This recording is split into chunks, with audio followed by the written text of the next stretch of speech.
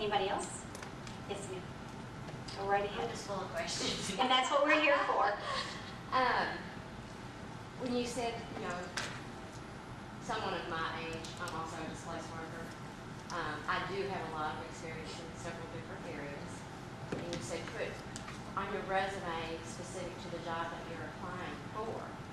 Well, on resumes, I know that you want specific timelines. And if you see a gap in your resume of dates, how do you all proceed on that? I mean, Yeah. I'm like Mike, I can't get everything on a one page that I've done on a one-page resume. So I'm kind of in catch-22 also. Well, I think her thing said one page front and back. I think it'd be, even for a very young person to get it on one page would be tough. So I think one page front and back. But I'd just be very specific. But I wouldn't leave any gaps. If there is a gap, I'd identify what the gap was. Whether you're on sabbatical or you're a stay-at-home parent, whatever it was. That way, I don't have any questions when I look at the resume. Address it in your cover letter. Just let them know, you know, I've some highlights of my career. There are a lot of other things that I've done. I'd like to discuss that with you. And that's what I have done, you know, at the bottom, future, job references and additional job qualifications. I mean, is that acceptable to put on the resume from y'all's viewpoint? And you would take that into consideration? I think you need to have a good summary and focus, as Kathy said, on the accomplishments and the results of those accomplishments. Let's look at that. And we receive our resumes online, and I may get hundreds. So you need to keep in mind, you want to match it up to the position that you're applying for, because sometimes I will scan that in 10 seconds, and that's the first pass.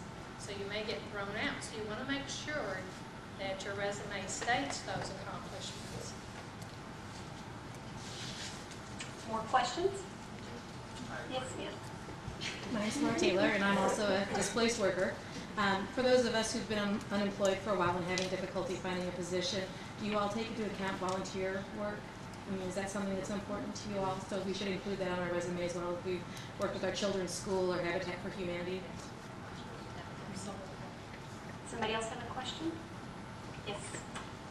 Jennifer Stafford, I just wanted to know if any of you all have had issues with losing your employees to Fort Knox. If it's impacted any of your companies. My resume has been submitted, but it hasn't. Hasn't been approved.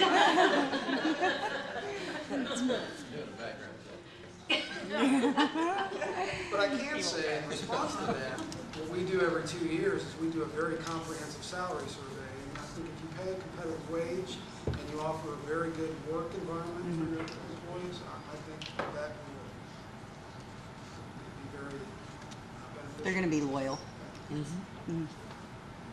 Another question? Yes, ma'am. Go right ahead. Vanessa Wilson. In the training and development side of human resources, do you see anything happening in the Hardin County or even Central Kentucky area anytime? The creation of positions. Actually, I'm looking at doing that also. We're going to convert one position. We have one position we're going to either change to the benefit specialist or trainer, but we're going to focus on training and we're going to focus on benefits next year. So we're going to hire one person, but they have two different positions, two focus areas. Because development of employees is important. But now when I was in school for my degrees in training development, our instructor told us that it would be the first position cut out.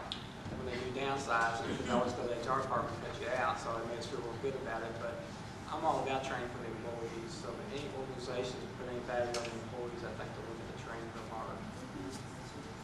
In order to keep my training person so they don't get downsized, I always put recruiting with them as well, so they have something to fall back.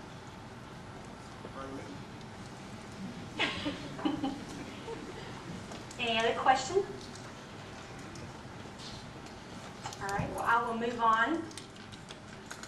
An important question or topic that was mentioned here is when you're looking at a resume, how should it be structured to stand out? So Bob, tell us what And I don't know if you look at the resumes first, I mean, somebody else might, but if you got a hold of them.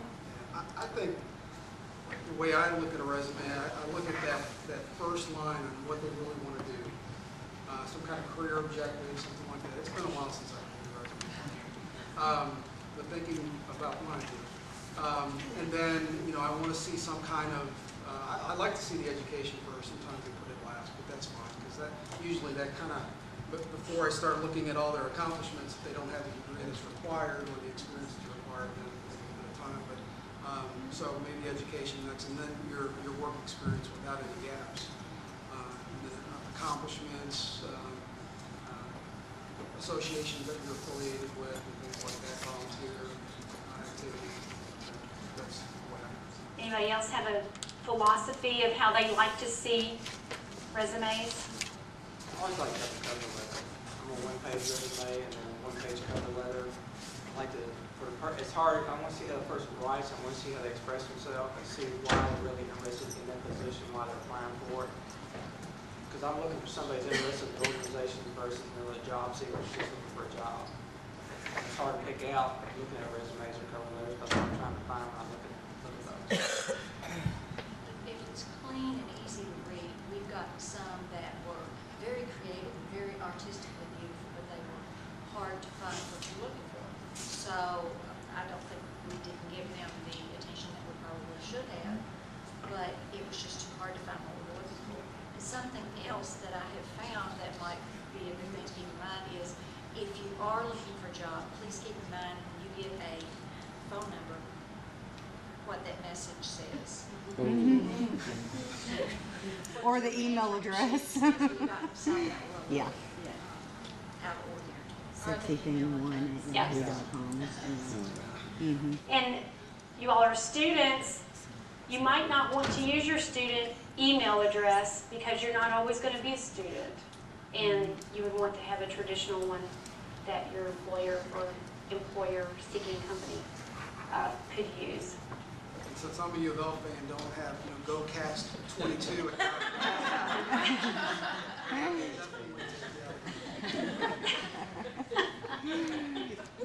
All righty then. Next question, does your company offer internships and are they paid? Jenny?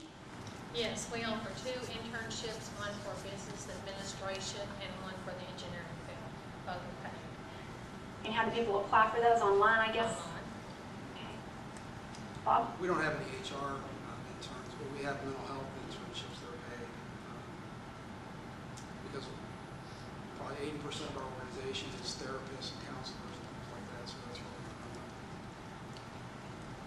We do, from time to time, it's nothing that we do every year. We have had some that were for customer service area, or some this year we had for engineering and staking technicians, line technicians, things like that. They are paid positions, and what we have done is contacted some of the colleges and had them forward resumes from students that are interested in internship. And Kenneth? And we don't offer any. Okay. Let's see, next question. What can a student do before they graduate to stand out in human resources? What do you think, Kenneth?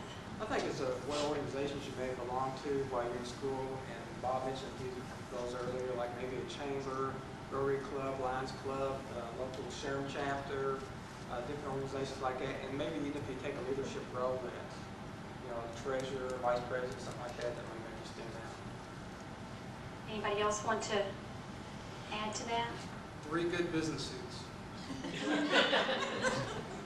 One black one for the first resume, a blue one for the second second interview, and a third color for the third. And for this half of the table,